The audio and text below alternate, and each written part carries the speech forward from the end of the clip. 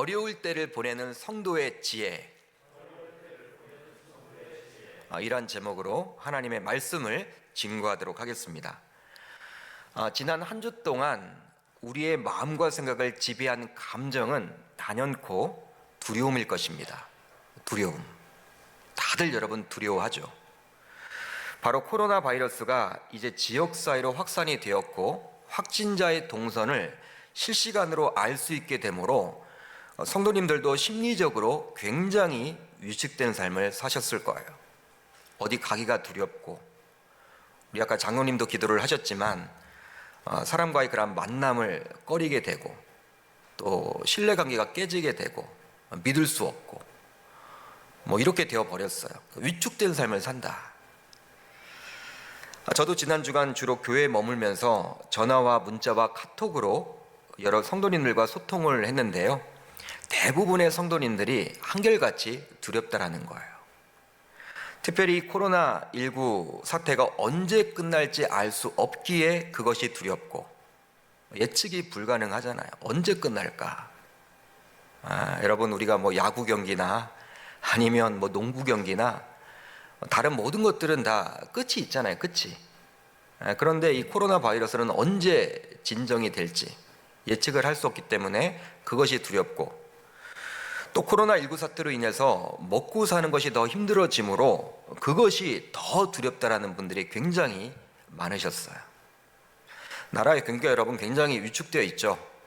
어디를 가나 사람이 없습니다. 사람이 없어요.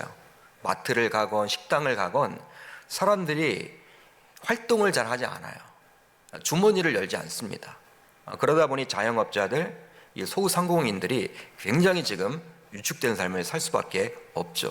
그것이 더 두렵다라는 거예요. 아마도 이 시간 가정에서 실시간 영상으로 예배를 드리는 분들도 모두 불안한 마음을 가지고 있을 거예요. 여러분, 이런 상황 속에서 두려운 마음을 가지게 되는 것은 지극히 당연합니다. 지극히 당연해요. 따라서 불안함과 두려움이 생기더라도 이것을 스스로 자책하지 않았으면 좋겠습니다. 바로 다음과 같이 말이죠. 나는 하나님을 믿는데, 나는 예수님을 믿는데, 나는 성령 하나님이 내 마음속에 계시는데 왜 나는 평안보다는 이렇게 두려울까, 무서울까, 이렇게 자책을 하지 않았으면 좋겠어요. 그렇지만 이 두려움으로 인해서 우리가 놓쳐서는 안 되는 것이 있으니 바로 저와 여러분들은 하나님의 자녀들이란 사실입니다. 이것을 꼭 고백할 수 있기를 바랍니다. 실제로 불안함과 두려움이 너무 큰 나머지 하나님의 자녀로서의 정체성까지 놓치게 된다면 이것은 신자로서 세상 불신자들과 별반 다를 바가 없는 것이 되는 것이기 때문에 이 하나님의 자녀라는 정체성만큼은 반드시 놓쳐서는 안 될 줄 믿습니다. 놓쳐서는 안 되는 거예요. 그렇다면 하나님의 자녀인 저와 여러분들은 이런 어려운 때에 어떻게 지내야만 할까요? 어떻게 지내면 좋을까요? 세상 불신자들과는 분명히 다른 뭔가가 있어야 하겠죠. 예수님께서도 분명히 이 땅을 살아가는 저와 여러분들에게 뱀같이 지혜롭고 비둘기같이 순결하라, 이런 말씀을 해주셨어요. 뱀같이 지혜롭고 비둘기같이 순결해야 한다. 그러기에 이러한 어려운 시절에는 뱀과 같은 지혜로운 신자들이 모두 되어야 할 줄 믿습니다. 그러니까 지혜가 필요합니다. 지혜가. 우리는 여러분 막 사는 인생이 아니죠. 하나님께 붙들린 바 된 인생입니다. 그렇기 때문에 예수님의 말씀과도 같이 그 지혜롭게 이러한 위기를, 어려운 때를 극복해 나가야 하는 거예요. 오늘은 시편 91편 말씀을 통해서 국가적으로, 교회적으로, 가정적으로, 또 개인적으로 굉장히 어려운 시절을 보내고 있는 상황 속에서 우리 신자들이 어떻게 살아가면 좋을지 면밀히 살펴보도록 하겠습니다. 공교롭게도 요즘 우리 사회를 뒤흔들고 있는 질병명이 있습니다. 바로 무엇입니까? 코로나19예요. 코로나19. 이 19를 뒤집어서 91, 즉 시편 91편을 많이들 묵상하곤 합니다. 시편 91편. 제가 이렇게 카톡도 몇 번 받았어요. 오늘 우리가 읽었던 이 본문 말씀을 위안을 삼아서 막 이겨내려고 몸부림치시는 분들이 굉장히 많으시더라고요. 왜냐하면 시편 91편은 위기 속에 처한 자라도 완벽한 하나님의 품에 거하기만 하면 그것이 최고의 안전임을 말해주는 본문이기 때문입니다. 구원의 장이에요. 말 그대로 시편 91편은 하나님께서 우리들을 구원해 주신다, 우리를 안보해 주신다, 우리의 안위를 책임져 주신다, 그 말씀이에요. 실제로 오늘 말씀 3절을 보시면요, 시편 기자가 당시 처한 환경은 현재 우리가 처한 형편과 별반 다를 바가 없음을 알 수 있습니다. 이는 그가 너를 새 사냥꾼의 올무에서와 심한 전염병에서 건지실 것이미로다. 여러분, 이 구절을 보십시오. 이 본문에 나오는 새 사냥꾼의 올무, 심한 전염병. 우선 새 사냥꾼의 올무는 무엇입니까? 바로 몰래 찐 그물로 신앙인들을 궁지에 빠지게 만드는 모함을 말하는 거예요. 모함이에요, 모함. 한마디로 원수의 모함이라고 보시면 됩니다. 여러분, 시편 9절을 보면요, 이런 말이 나와 있어요. 우리 한번 같이 읽어보도록 합니다. 시작. 사자가 자기의 굴에 엎드림같이 그가 은밀한 곳에 엎드려 가련한 자를 잡으려고 기다리며 자기 그물을 끌어당겨 가련한 자를 잡나이다. 아멘. 그가 은밀한 곳에 엎드려 가련한 자를 잡으려고 기다리며. 여러분, 이 구절을 보시면 그가, 여기에 나와 있는 그는 누구를 말하는 것일까요? 바로 악인을 이야기합니다. 악인. 이것이 바로 오늘 말씀에 나오는 새 사냥꾼의 올무라 할 수 있어요. 같은 말이죠. 실제로 이 세상에는 온갖 악한 계략과 술수를 동원해서 의인들, 즉 하나님의 백성들을 공격하고 파멸의 구렁텅이에 빠뜨리려고 하는 악한 자들이 존재합니다. 실제로 여러분, 세상은요, 의인들만 존재하지 않아요. 악인들이 얼마나 많은지 몰라요. 그런데 그 악인들은요, 저와 여러분들과 같은 하나님의 백성들을 어떻게 하면 이렇게 구렁텅이에 빠뜨릴까, 이렇게 여러분 몸부림치는 분들이 굉장히 많다라는 거예요. 그렇기 때문에 실제로 삶 속에서 예수님을 믿는 신자라는 이유만으로 오해와 모함을 받아 손해를 입기도 합니다. 손해를 입는 삶이 굉장히 많아요. 여러분, 예수를 믿지 않았더라면 받지 않을 고통이 있습니다. 그리고 손해가 있습니다. 그리고 억울함도 없을 거예요. 내가 괜히 예수님을 믿어가지고 욕을 먹기도 하고 손해를 입기도 하고 승진해서 미끄러지기도 하고 할 말을 하지 못하기도 하고. 여러분, 예수 믿는 것 때문에 굉장히 여러분 손해보는 삶이 굉장히 많더라는 것이죠. 아마 예배를 드리는 분들도 한두 번쯤은 경험해 보셨을 거예요. 예수 믿음으로 인해서 손해당하고 억울함 당하고 내가 그렇다고 막 따질 수도 없고, 여러분 그런 경우들이 굉장히 우리들 주변에 많죠. 또 심한 전염병이 나오는데 이 심한 전염병은 요즘 유행하고 있는 코로나 바이러스처럼 전염성이 강한 질병을 이야기합니다.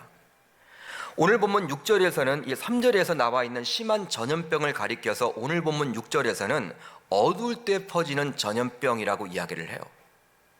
어두울 때 퍼진다라는 것은 사람이 손을 댈 수 없음을 이야기합니다. 사람이 손을 댈 수 없는 거예요. 어떻게 인간이 막을 수 없는 것입니다. 요즘 여러분 코로나 바이러스 이렇게 우리들이 하려고 하지만 쉽지 않죠. 할 수 없는 것들이 너무나 많잖아요.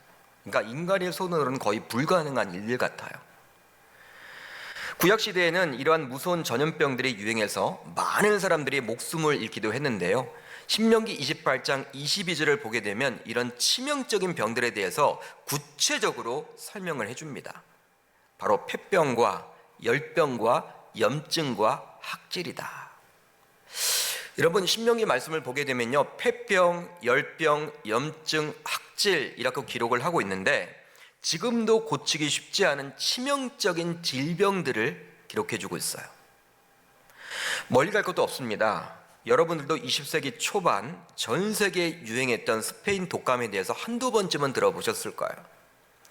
요즘에 이렇게 코로나19 바이러스가 굉장히 많이 퍼져 있죠. 전 세계를 지금 강타하고 있죠. 그러다 보니 언론을 통해서 20세기 초반에 유행했던 스페인 독감과 이게 비교를 참 많이 해놓고 있더라고요. 스페인 독감의 발생원은요, 1918년 3월 미국 시카고 부근이었으며 고병원성으로 발전한 것은 1918년 8월 15일경 아프리카 서해안의 영국 보호령 시에라리온의 수도 프리타운 부근으로 추정이 된다고 해요. 당시 이 독감으로 전 세계 인구의 약 3%에서 6%가 죽었답니다. 전혀 놀라지 않으시네요. 굉장하죠, 여러분? 전 세계 인구의 3%에서 6%가 죽었어요. 일부는 이 병에 걸려서 2, 3일 만에 사망에 이르는 경우도 있었다고 합니다. 이 바이러스로 인해 1918년과 1919년 2년 사이에 전 세계적으로 무려 2,500만 명에서 5천만 명이 희생된 것으로 알려졌어요. 여러분, 1차 세계대전 때 죽었던 인원보다도요, 이 스페인 독감으로 죽었던 인원이 3배가 많다고 합니다. 전쟁보다 무서운 게 바로 이 바이러스예요. 한국에서는 흔히 무오년 독감이라고 했는데, 이 스페인 독감을 한국에서는 무오년 독감이라고 했는데, 당시 약 740만 명이 감염이 됐고요. 굉장하죠? 무려 14만여 명이 죽었다고 합니다. 그러니까 우리나라도 여러분 큰 타격이었죠. 일제시대 때. 이 여러분 스페인 독감이 한국에도 와서 14만여 명이 죽었어요. 14만여 명이. 그 당시 여러분들 뭐 의료가 있겠습니까? 뭐가 있겠습니까?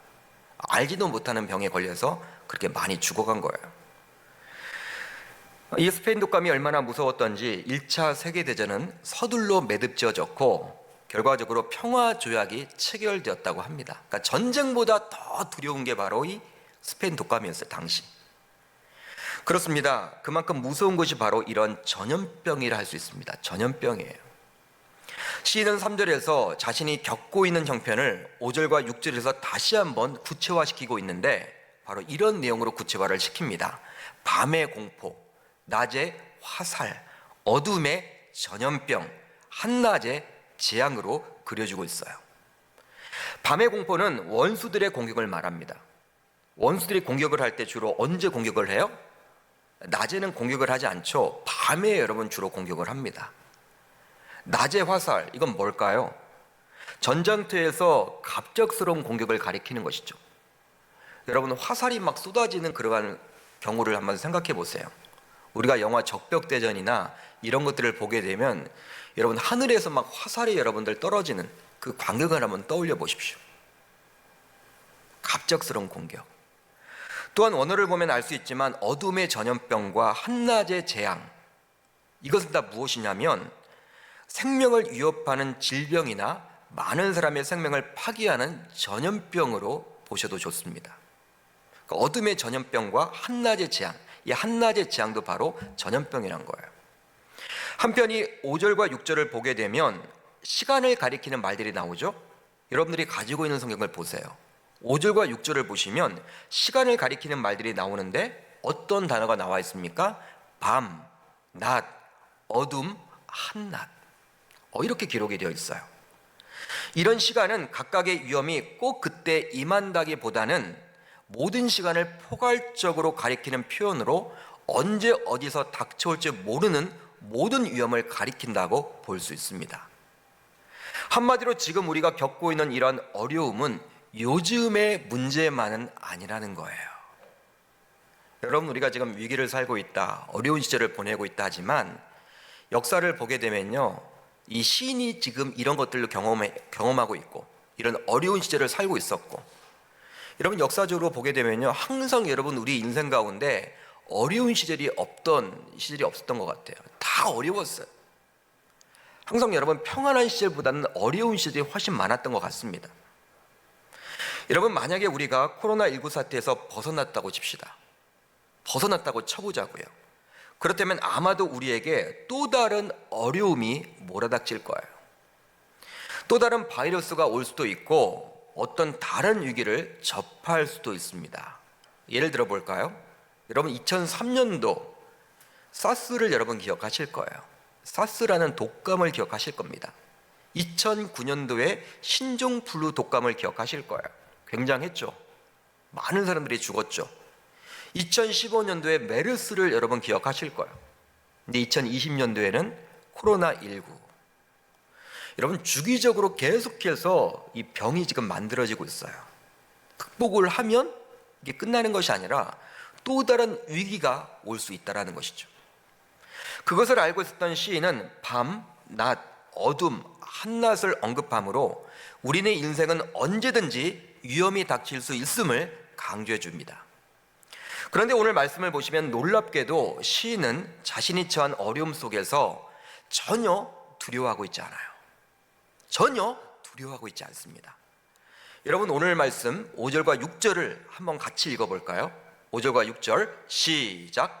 너는 밤에 찾아오는 공포와 낮에 날아드는 화살과 어두울 때 퍼지는 전염병과 밝을 때 닥쳐오는 재앙을 두려워하지 아니하리로다. 아멘. 두려워하지 아니하리로다. 할렐루야. 지금 시인은요, 자신이 처한 어려움 형편 속에서도 두려움을 말하고 있지 않아요. 어떤 의미로는 우리가 요새 코로나 바이러스로 두려움을 갖는 것 이상으로 시인은 밤에 찾아오는 공포, 낮에 날아드는 화살, 어두울 때 퍼지는 전염병, 밝을 때 닥쳐오는 재앙, 이런 현실 가운데 놓여 있었지만, 그런 현실 속에서 살고 있었음에도 불구하고 전혀 요동하고 있지 않아요. 두려워하고 있지 않습니다. 두려움을 말하고 있지 않아요. 여러분, 시인이나 우리들 모두 하나님의 자녀들로서 성정을 가진 동일한 사람입니다. 그렇죠? 시인이 여러분 신이 아니잖아요. 우리와 여러분 성정인 같은 사람들이에요. 그런데 어떻게 시인은 우리들과는 달리 전혀 두려움을 말하고 있지 않을까요? 요동치 않을까요? 저와 여러분들은 두려운데. 실제로 두려움이란 감정은 사람이라면 누구나 기본적으로 갖게 되어 있습니다. 그렇지만 시인은 결코 두려워하지 않고 있어요. 그렇다면 시인이 자신에게 닥친 어려움 속에서도 전혀 두려워하지 않는 이유는 무엇 때문일까요? 바로 자신이 믿는 하나님께서는 자기 백성을 반드시 살피시고 돌보시고 이끌어 가시며 보호해 주신 것을 신뢰했기 때문입니다. 이것을 믿을 수 있기를 바랍니다. 여러분, 시인은요, 바로 자신이 믿는 하나님께서는 자기 백성을 반드시 살피시고 반드시 돌보시고 반드시 이끌어 가시며 보호해 주실 것을 신뢰했다라는 거예요. 하나님을 신뢰했어요. 신뢰. 오늘 말씀 2절로 4절을 보면 이렇게 나와 있죠. 그는 나의 피난처요 나의 요새요 내가 의뢰하는 하나님이라 하리니 이는 그가 너를 새 사냥꾼의 올무에서와 심한 전염병에서 건지실 것이미로다. 그가 너를 그의 깃으로 덮으시리니 내가 그의 날개 아래 피하리로다. 그의 진실함은 방패와 손방패가 되시나니. 아멘. 여러분, 시인에게 있어서 하나님은 과연 어떠한 분이었습니까? 시인에게 있어서 하나님은 과연 어떠한 분이셨어요? 한마디로 시인은 하나님을 가리켜서 내가 믿을 수 있는 안전한 보호자라고 고백을 합니다. 이런 신앙의 고백을 하고 있어요. 내가 믿을 수 있는 안전한 보호자가 바로 하나님이다. 여러분, 그 구절이 바로 2절을 보면 나와 있죠. 나의 피난처요 나의 요새요 내가 의뢰하는 하나님. 내가 의뢰할 수 있는 하나님. 물론 이 세상에서도 우리가 힘들고 어려울 때마다 우리에게 도움을 주고 우리를 든든히 떠받쳐 주는 것들이 엄연히 존재를 합니다. 우리가 힘들 때마다 의존하는 것들이 있겠죠. 의지하는 것들이 있겠죠. 돈일 수도 있고 명예일 수도 있고 권력일 수도 있고 또 지식일 수도 있고 또 자신의 경험일 수도 있고 또 자신의 신뢰하는 지인일 수도 있습니다. 그렇지만 그런 것들은요, 우리가 힘들고 어려울 때 도움을 받긴 하지만 그런 것들은 영원하지가 않아요. 영원하지 못해요. 오래가지 못합니다. 어떤 문제에 있어서 물질, 경험, 지식, 자신이 신뢰하는 누군가가 아무런 도움이 되지 못할 때가 있다라는 거예요. 한번 여러분 곰곰이 생각을 해보세요. 요즘 과학과 의학이 얼마나 발달한 시대를 우리는 살고 있습니까? 달나라 간 지는 오래되었고 화성 탐사 이야기가 나오고 있잖아요. 부산까지 20분 만에 가려고 하는 그런 것들을 여러분 만들기도 해보고, 굉장히 여러분들 음속으로 다니는 이 초비행 그런 시대가 올 것이다. 우리들은 여러분 굉장히 많이 들어봤죠. 자율주행 시대다. 언론에서 한동안 AI라고 해서 인공지능에서 여러분 얼마나 많이 떠들어댔습니까? 또 4차 혁명 시대라고 해서 얼마나 여러분들이 이렇게 사람들의 마음을 흥분시켰습니까? 그런데 이런 코로나 바이러스 앞에서는 우리가 할 수 있는 것들이 그리 많지 않아요. 그렇게 위대한 인간처럼 보이더라도 그런 과학 문명이 발달한 시대를 살고 있지만 저와 여러분들이 할 수 있는 것들이 많지 않더라는 거예요. 지금도 기억이 나는데요. 지금으로부터 약 11년 전인 2009년도에도 신종플루 때문에 굉장히 고생을 했습니다. 그 당시 저도 한 교회에서 부교육자로 섬기고 있었는데 굉장했죠, 여러분. 굉장했어요. 그때는 안타까운 것이 바로 어린아이들이 참 많이 그 병에 전염되었어요. 어린아이들이. 요새는 그래도 감사하죠. 이 어린아이들을 뭐 이렇게 많이 전염되었다 그런 얘기들은 돌고 있지 않아서 참 감사한데요. 2009년도 신종플루 때는요, 이 어린아이들이 여러분 감염이 많이 됐어요. 그리고 실제로 죽음을 맞이하는 아이들도 굉장히 많았습니다. 여러분, 그때에 비하면 지금은 얼마나 과학과 의학이 발달했습니까? 한번 떠올려 보세요. 하루가 다르게 진일보하는 것이 바로 과학이요 의학이기 때문이죠. 여러분, 11년 전에 비해서 지금은 얼마나 과학과 의학이 발달했냐는 거예요. 그러나 그때나 지금이나 우리가 할 수 있는 것은요, 별거 아니에요. 마스크를 열심히 생활하고 손을 자주 씻음으로 개인 위생에 신경 쓰는 것밖에 할 수 있는 것이 여러분 없다라는 거예요. 그만큼 우리 눈에 보이는 것들은 우리들을 영원히 안전하게 보호해 주질 못합니다. 그래서 이제 오늘 말씀에 나오는 시인은 그런 눈에 보이는 것들에게 자신의 생사 안위를 맡기고 있지 않아요. 그러면서 눈에 보이지는 않지만 창조주 여호와 하나님께서 자신의 피난처가 되시고 자신의 요새가 되시는 믿을 수 있는 분이라고 말씀하고 있는 것입니다. 왜냐하면 시인은 오직 하나님만이 믿을 수 있는 안전한 보호자라고 여겼기 때문입니다. 따라서 코로나 바이러스가 창궐하고 있는 이런 어려운 시절에 성도로서 지혜롭게 처신하기 위해서는 오늘 말씀에 나오는 시인과 같이 시인처럼 자신의 생사 안위를 창조주 여호와 하나님께 반드시 맡길 수 할 줄 믿으시길 바랍니다. 맡길 수 있어야 하는 것이죠. 그렇다면 하나님께서는 어떠한 자의 생사 안위를 보호해 주십니까? 여러분, 어떠한 자의 생사 안위를 보호해 주실까요? 바로 끊임없이 하나님과 내적 교통하는 자를 보호해 주십니다. 사랑하는 성도 여러분, 지금까지는 삶의 분주함으로 인해서 말씀과 기도 생활을 게을리했다면 스스로 격리되어 살아가야만 하는 요즘 어느 장소에든지 말씀과 기도에 집중함으로 오히려 이런 위기를 기회로 삼아 영적으로 성장하고 성숙이 일어날 수 있기를 주님의 이름으로 축복합니다. 여러분, 시간이 지나가면요, 이 바이러스 문제도 해결되겠죠. 그렇지만 여러분, 그 시간이 언제일지는 우리가 몰라요.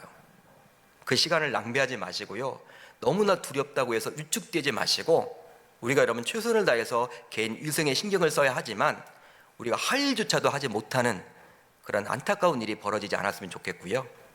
오히려 여러분, 이런 자기 격리를 해야 되는 그런 시절에 살고 있는 저와 여러분들, 그동안 바빠서 하나님을 놓쳤던 분들이 계시다면 이제 이 말씀을 가까이 함으로 말미암아, 기도 생활을 가까이 함으로 말미암아 혼자 할 수 있는 것이 과연 뭘까?